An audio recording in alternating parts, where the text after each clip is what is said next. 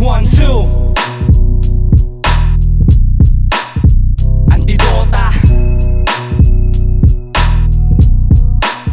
Mic check 1, 2. Marahil iniisip mo ako'y meron din pagnanasa, masikatan ng liwanag gaya sa tinatamasa ng karamihan, ngunit ang ilan na may makata pa rin naman kahit ilang dekada pa ang lumipas. Hindi mabibigyang pansin kasi laging tahimik, nag-iisip na kung ano-ano pang pwedeng gimmick. Pero ayos lang yun dahil hindi to panaginip, kaya dapat realidad na sa loob ng isip. Di ba ganyan ng tema? Yung tipong panggising sa lyrics ko, mababangag ka kahit di nalaklakin. Tumatalon yung muyog-yog at magdamag na papraning, nakikinig sa hip-hop underground na animoy lasing. Balik sa lupang eskwela, pasok sa silid-aklatan, basahin mo't aralin kung ano ang pamantayan. Ang sinag ng bituin ay kusa kang masisinagan. Kung ikaw ang karapat, dapat wag mo nang iyabang.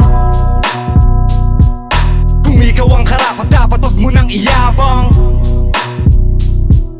Kung ikaw ang karapat, dapat wag mo nang iyabang. Kung ikaw ang karapat, dapat wag mo nang iyabang.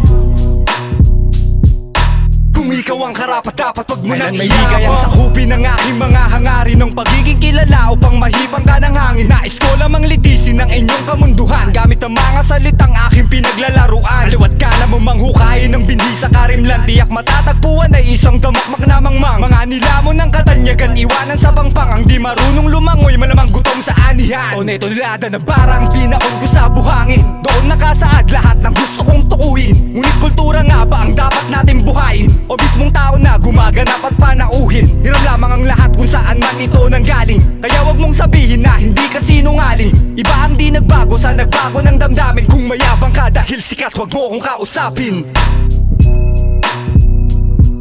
Kung ikaw ang karapat, dapat wag mo nang iyabang. Kung ikaw ang karapat, dapat wag mo nang iyabang. Kung ikaw ang karapat, dapat wag mo nang iyabang. Kung ikaw ang karapat, dapat wag mo nang iyabang.